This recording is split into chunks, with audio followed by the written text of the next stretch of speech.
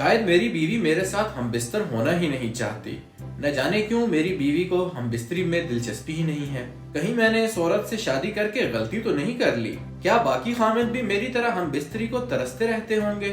دوستو، یہ وہ چند ایک اہم سوالات ہیں جو ایک پاکستانی خاوند کے دل میں کبھی نہ کبھی ضرور آئے ہوتے ہیں، اور آج کی ہماری اس ویڈیو کا ٹاپک بھی یہی ہے کہ آئیڈیلی میاں بیوی کے درمیان ہم بستری کی کیا فریکوینسی ہونی چاہیے۔ تو چلیے اس کو میڈیکلی اور سائیکولوجیکلی سمجھنے کی کوشش کرتے ہیں۔ سب سے پہلے ہمیں یہ سمجھنے کی ضرورت ہے کہ ہم بستری کی فریکوینسی کا تعلق انسان کی عمر اور صحت کے ساتھ ہے۔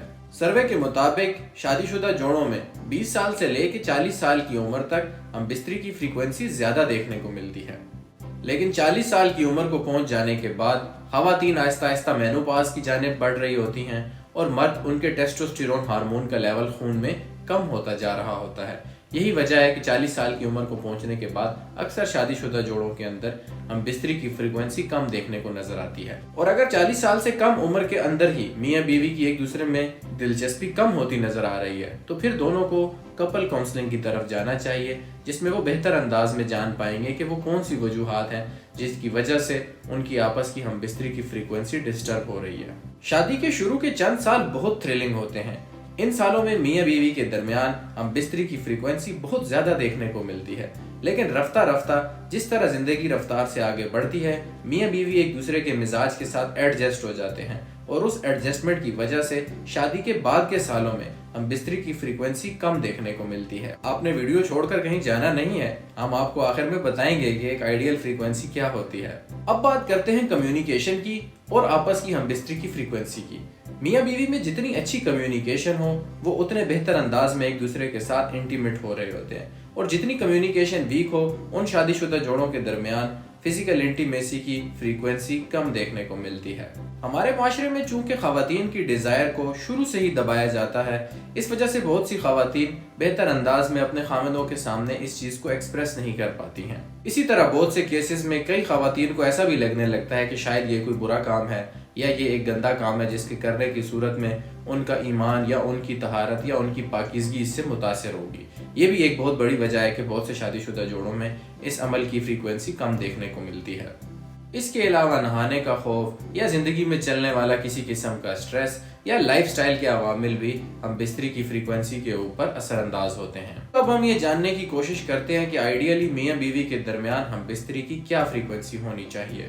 اگر آپ کسی مرد سے پوچھیں گے کہ ہفتے میں کتنی بار ہم بستری ہونی چاہیے تو اس کا جواب یہی ہوگا کہ اگر روز یہ عمل ہو جائے تو بہتر ہے، لیکن ایک عورت کے نقطہ نظر سے ہفتے میں ایک یا بہت زیادہ ہو جائے تو 2 بار یہ عمل کر لینا کافی ہوتا ہے۔ اس سے ہمیں یہ سیکھنے کو ملتا ہے کہ ہم بستری کی کوئی خاص فریکوینسی ڈیفائن نہیں ہو سکتی، یہ ہر میاں بیوی کے کیس میں ڈیفرنٹ ہوگی۔ لہٰذا میاں بیوی کو چاہیے کہ وہ ایک دوسرے کے ساتھ بیٹھے اچھے انداز میں ایک دوسرے کو اپنی خواہشات کے بارے میں کمیونیکیٹ کریں۔ کمیونیکیشن کے دوران بیوی کو چاہیے کہ وہ خاوند کی ضروریات کو سمجھے، اور اسی طرح خاوند کو بھی چاہیے کہ وہ بیوی کے ہارمونل سائیکل کو مد نظر رکھتے ہوئے اس کی بھی مجبوریوں کو اور عذر کو قبول کرے۔ اس کے بعد باہمی رضامندی سے اگر میاں بیوی یہ عمل روز بھی کرنا چاہیں تو بھی کوئی ممانعت نہیں، اور اگر ہفتے میں 1 یا 2 بار بھی اس فریکوینسی کو قائم رکھ سکیں تو بھی بہت اچھا ہے۔ یہاں پر ایک چیز آپ لوگوں کو یاد رکھنی چاہیے، وہ یہ ہے کہ کوالٹی کوانٹٹی سے زیادہ اہم ہے۔ یعنی یہ عمل کتنی بار کیا گیا یہ اہم نہیں ہے، لیکن جتنی بار بھی کیا گیا ہو ایک اچھے انداز میں اس کو سر انجام دیا گیا ہو، یعنی کہ میاں اور بیوی دونوں نے اس سے لطف اٹھایا ہو۔ اگر میاں بیوی رشتے میں ایک دوسرے سے بھاگنے کی بجائے ایک دوسرے کے ساتھ اچھے انداز میں کمیونیکیٹ کریں اور اپنی ضروریات کے اوپر اپنے پارٹنر کی ضروریات کو پرائرٹائز کریں تو اس قسم کے تمام مسائل سے نجات حاصل کی جا سکتی ہے۔ میرا ہمراز بھی کاؤنسلنگ کا ایک ایسا ہی ادارہ ہے جو میاں بیوی کو مثبت انداز میں سائیکولوجیکل کاؤنسلنگ فراہم کرتا ہے اور ان کے ریلیشن شپ کے مسائل کو حل کرنے میں ان کی مدد فراہم کرتا ہے۔ اگر آپ بھی ہم سے اپوائنٹمنٹ بک کرنا چاہتے ہیں تو ہمارے فیس بک یا انسٹاگرام پیج کے اوپر ہمیں میسج کریں۔ ہمارے پچھلے کلائنٹس کے ریویوز پڑھنے کے لیے ہمارے انسٹاگرام یا فیس بک پیج پر وزٹ کریں۔ تو ساتھیو، آپ کے خیال میں میاں بیوی کے درمیان ہم بستری کی کیا فریکوینسی ہونی چاہیے؟ کامنٹ کریں۔ اگر آپ کو ہماری یہ ویڈیو پسند آئی ہو تو ویڈیو کو لائک کریں، چینل کو سبسکرائب کریں اور ویڈیو کو شیئر کریں۔ اگلی ویڈیو تک کے لیے اللہ حافظ۔